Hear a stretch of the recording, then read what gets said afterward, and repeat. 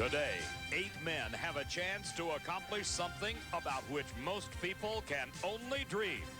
They will spend an afternoon doing what each of them loves best, with the knowledge that by dusk, a $50,000 payday could be theirs. Since the first race of the year, worthy competitors from across the nation have vied for admittance into this elite field. Men like 10-time Winston champion Bob Glidden and current title holder Darrell Alderman. Warren Johnson has qualified along with his young protege Scott Jeffreyon. Former winners Bruce Allen and Larry Morgan have made the field, along with top runners Jerry Ekman and Mark Powick. They walk together toward a common goal, each instinctively knowing that only one will triumph, but that all will benefit from having made the effort necessary to take part in the Budweiser Pro Stock Challenge. The National Hot Rod Association presents Championship Drag Racing on ESPN Speed World. The NHRA, the world's largest motorsports sanctioning body, showcasing speeds in excess of 290 miles an hour and traveling the quarter mile in less than 5 seconds. Championship Drag Racing from the NHRA. The scene is Old Bridge Township Raceway Park near Englishtown, New Jersey. And this fabled racing surface has been meticulously prepared for these competitors, the 8 quickest pro stock cars in the world. Hello, everybody. I'm Dave McClelland, and welcome to the 7th annual Budweiser Challenge. Today, one of these drivers will take home a winner's check totaling $50,000. Over the 7-year history of the Budweiser Challenge, it has developed into one of the most competitive of the special races within races and has acquired some unique characteristics of its own. For more on that story, here's my good friend, Steve Evans. David, they say in life things happen in threes. Well, in the Bud Challenge, things happen in twos. I shall elaborate. The first 2 years, this special competition was won by Bruce Allen for Chevrolet. The next 2 years, it was won by Bob Glidden for Ford. And the last 2 years, by Larry Morgan for Oldsmobile. And there's more. Warren Johnson has 2 runner-up finishes the past 2 years, and Bruce Allen also has 2 runner-up finishes to go with his 2 wins. So you have 3 drivers trying to win it for a 3rd time, and 5 trying to start a streak of 2. Steve, let me take a moment to explain how the 8 drivers got here to Englishtown in the Budweiser Challenge. Over the last 8 races, qualifying bonus points were awarded during the qualifying for the respective pro stock fields at those events. After the 8 races were completed, the #1 qualifier, Darrell Alderman, the reigning Winston champion, he'll be racing Mark Powick in the first round. The #2 qualifier is Warren Johnson. He's going up against 10-time Winston champion Bob Glidden in round 1. The #3 qualifier, Johnson's teammate, Scott Jeffreyon. He's against Bruce Allen in the Chevrolet.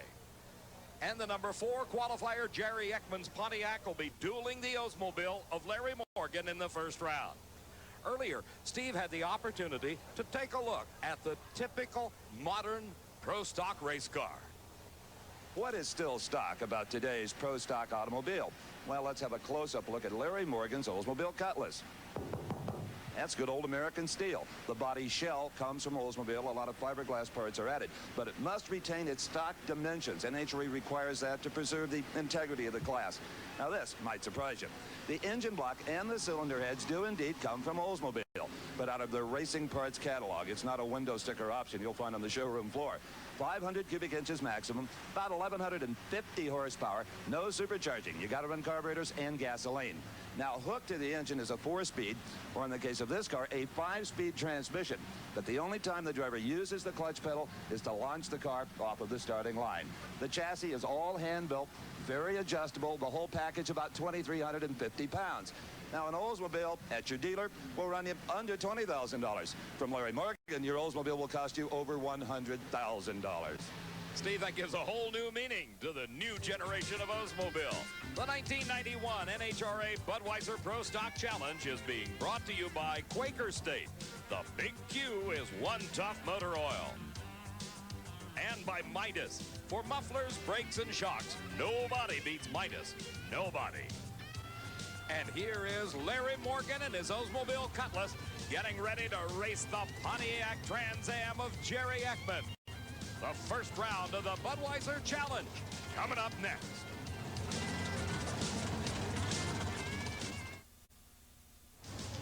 At the Budweiser Challenge at Raceway Park near Englishtown, New Jersey, Darrell Alderman and his crew preparing that Dodge. Not only does it carry the number 1, indicating his Winston championship victory, he also is the number 1 qualifier here in the Budweiser Challenge. But right now, it is the number 4 and 5 qualifiers, respectively.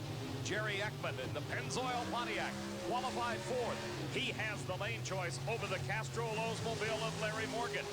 This car, owned by Bob Piniella, made it to the winner's circle in the challenge for 2 consecutive years. And now, Morgan is going for his 3rd straight victory.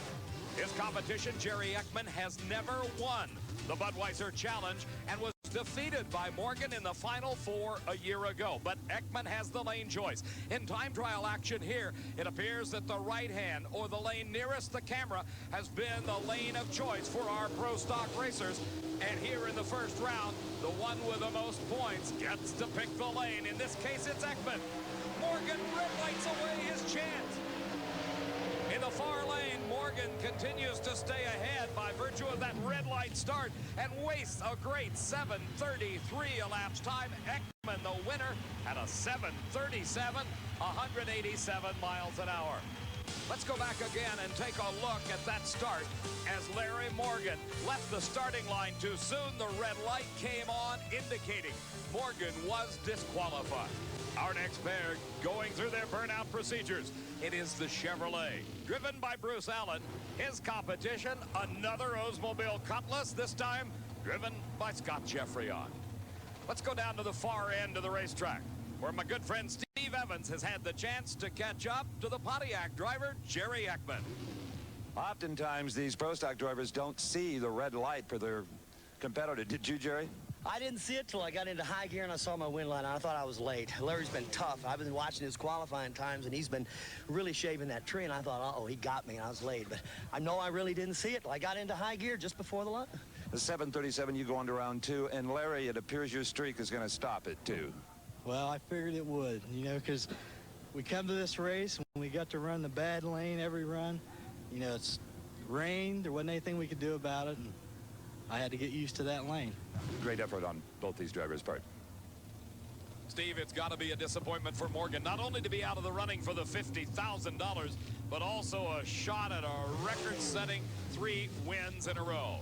Here is Bruce Allen at the wheel of the Super Shop Chevy Beretta. Allen qualified in the number 6 spot, so he gave up lane choice to the number 3 qualifier. This is Scott Jeffreyon at the wheel of the Warren Johnson Racing Oldsmobile.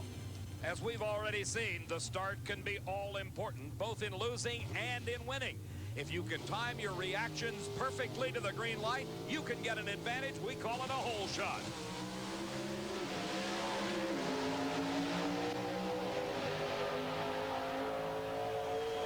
A tremendous race to the finish line. Bruce Allen, the victor. His elapsed time, 7.34 seconds at 188 miles an hour. The losing time for Scott Jeffreyon, 7:32.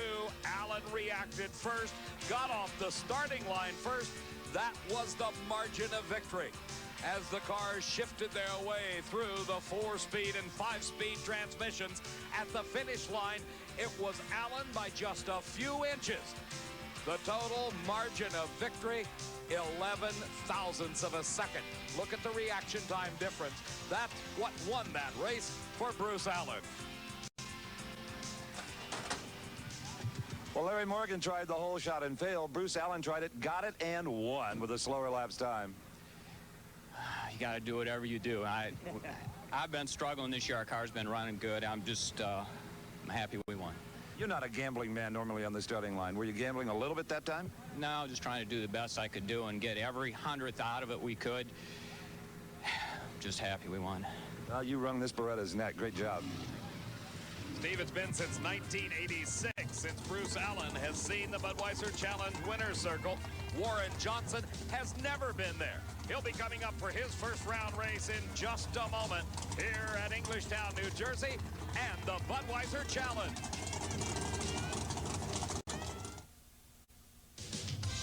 At the Budweiser Challenge for Pro Stock race cars, Warren Johnson has watched his teammate Scott Jeffrey go down to defeat.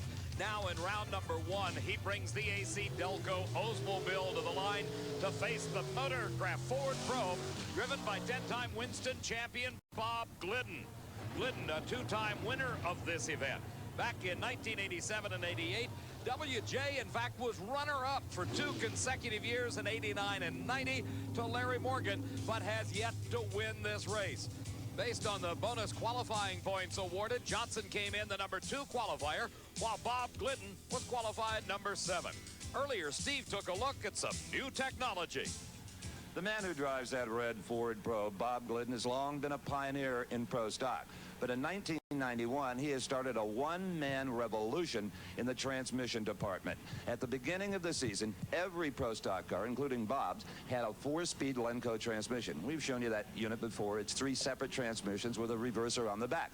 Well, in private testing, Bob went to a 5-speed Lenco. He just added 1 to the chain. He liked the basic concept, but not the gear ratios available, and he hated the extra weight. So he went to a transmission that sportsman racers have been using since the mid-70s. It's a Liberty 5-speed. It gives him the gear ratios he wants to keep the peak RPM up there for peak power. It's lighter weight, and look at this. It takes 40 horsepower less to turn a Liberty than it does a Lenco. I can't even begin to move this input shaft. The cost difference, the Liberty is actually cheaper. Steve, this race between Glidden and Warren Johnson could be called the Battle of the 5 Speeds. WJ has followed Glidden's lead and installed one of those clutchless transmissions.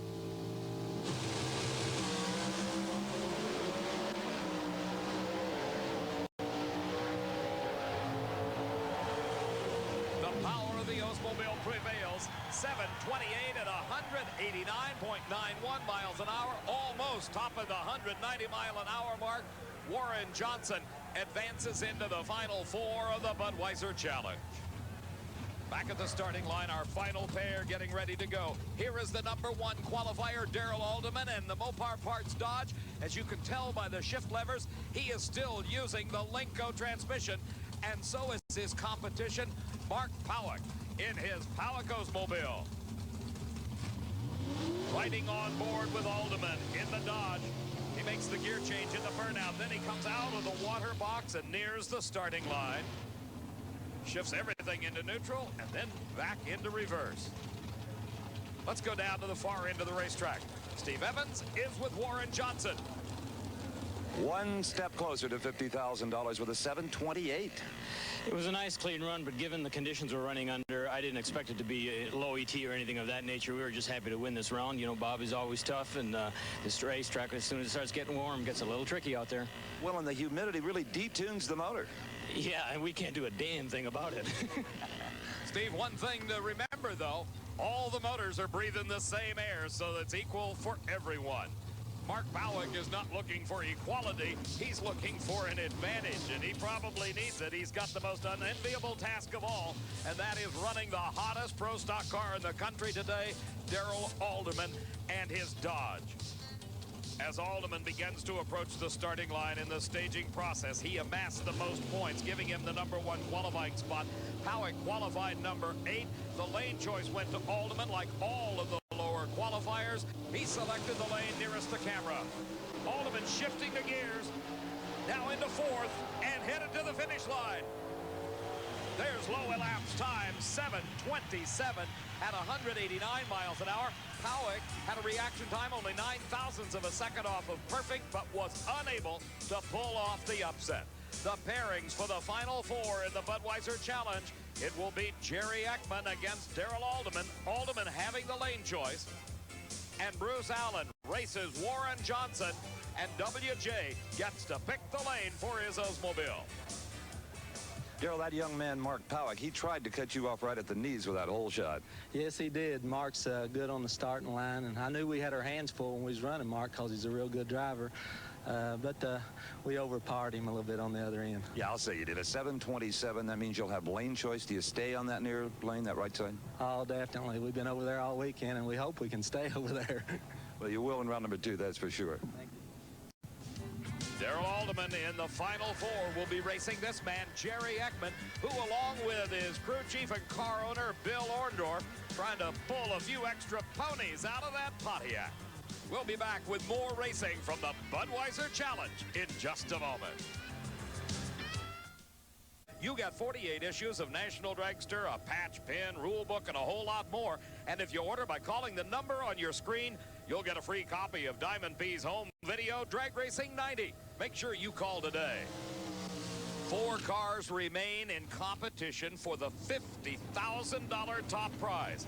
In this first pair in the final 4, it is Warren Johnson in the near lane in the AC Delco Oldsmobile. Johnson, nicknamed the Professor by his peers, has always been one to go after modern technology and innovation. He's using one of those 5-speed transmissions. Bruce Allen, driving the Super Shop Chevy Beretta out of the Rare and Morrison stable of race cars in Arlington, Texas, continues to utilize the more traditional Lenco 4-speed. When Steve took a look at Bob Glidden's 5-speed transmission a few moments ago, you couldn't help but notice all the blue lines on top of the transmission. Those are actually the lines that carry the air pressure that shifts the transmission. All Warren Johnson has to do to change gears is push a button. The concentration intense at this moment.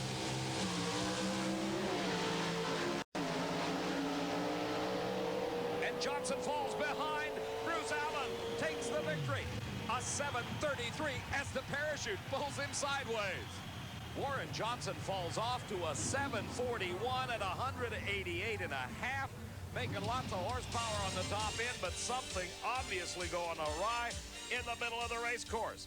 As we watch again, a very slight advantage was gained by Johnson in reaction time. In reality, only 0.04 of a second. But somewhere in the middle of the race course, Bruce Allen slipped by to pick up a couple of car lengths, and he held it all the way to the finish line until he advanced yet again into another final round appearance in the Budweiser Challenge. Jerry Ekman, his Pennzoil Pontiac trailing a plume of tire smoke after the burnout designed to heat up those tires. Darrell Alderman now shifting into reverse, backing up after his long burnout.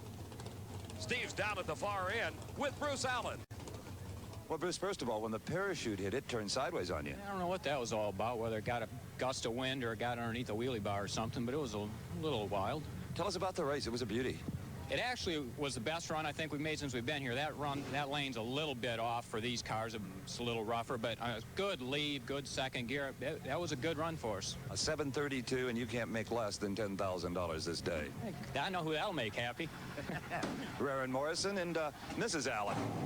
And Steve, I think either one of us would be happy with $10,000, but remember, to the victor goes the spoils, and in this case, it's $50,000 of Budweiser cash. Allen will be racing one of these 2 drivers, either Darrell Alderman or Jerry Ekman. We just got word from Steve that the problem for Warren Johnson was in his new 5-speed transmission. It actually skipped a gear from first to third, leaving second out altogether. That's the reason why he fell off nearly a 1/10 of a second in his final 4 race against Bruce Allen. Here's the last pair, the winner here into the final round. Alderman in the near lane, in the Dodge, the Pontiac in the far lane, Jerry Ekman. And Ekman red lights.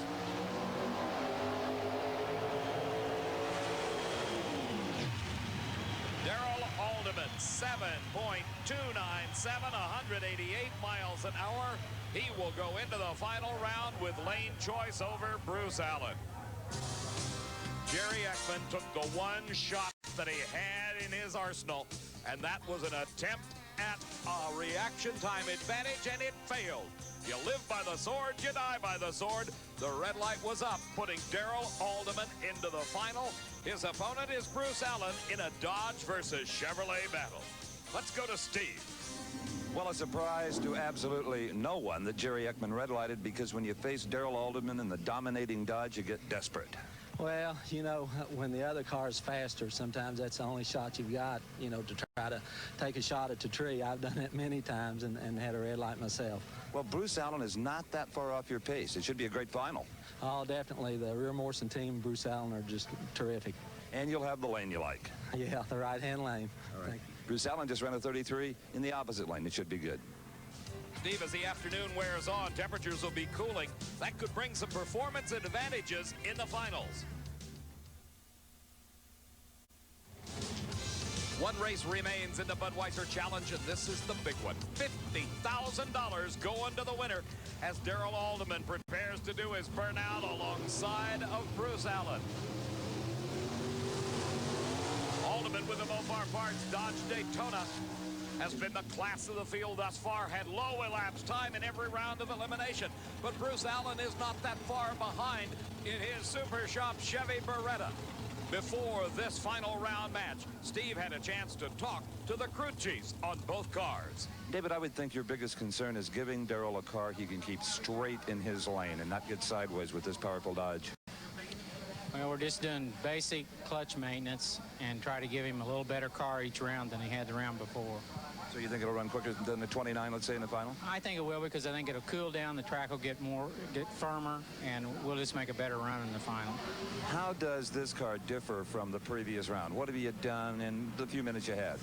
Well, indications were that we had a little too much clutch in it last time and that we could take a little clutch out of it. So we're going to pretty well stand pat, because right now our car isn't as fast as Alderman, so we don't need to do something stupid and slow it down. We just need to make a good run, and if Alderman makes a mistake, then we can beat him. If we both make our best pass, we're not going to beat him. So we don't want to shoot ourselves in the foot, though.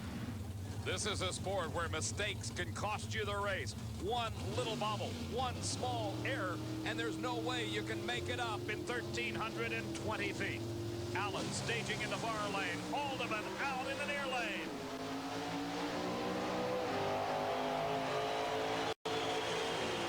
Darrell Alderman has just won $50,000. The champion of the Budweiser Challenge with a 7:28 at 188 miles an hour. An improvement for him, a big improvement for Bruce Allen at a 7:30, 189-mile-an-hour run. As we watch again, it was nearly identical reaction times off the starting line. Only 0.07 of a second advantage went to Darrell Alderman. But you couple that with the power of the Dodge, and look what happened. Alderman came to the finish line first and went away $50,000 richer. Steve? Darrell Alderman looks at a beautiful sight. His name already inscribed on a check from Budweiser for $50,000. Tom Tramsky and all of our friends from Budweiser down here, great job. Yeah, I knew it was going to be a tough run, because Bruce Allen's an excellent driver. But Wayne County Speed Shop really tuned it up for the final run. And I can't say enough about Mopar, Budweiser for putting this on for us, and just thanks everyone. Well, I tell you, it's a good thing you weren't tardy off the starting line at 28 to a 30. He was right there. Oh, yes. Bruce is a good driver, and Rear Morrison's good engine builders, and you can't say enough about him. It's a good drag race. Your guy, Mike Sullivan, was concerned this car might not hold on the racetrack. Well, you know, we've had trouble like that this year, and but they seem to come through and tune the clutch to the track, and I had plenty of faith in them. Great job again. Congratulations to the champion, Darrell Alderman. Take your check, or I will. Our congratulations to all the competitors. For Steve Evans, I'm Dave McClellan saying so long from Englishtown, New Jersey. The 1991 NHRA Budweiser Challenge has been brought to you by Quaker State. The Big Q is One Tough Motor Oil. And by Budweiser, the king of beers, with that clean, crisp, cold taste, nothing beats a Bud. Coverage of the NHRA Pro Stock Challenge has been a presentation of Diamond P Sports in association with ESPN.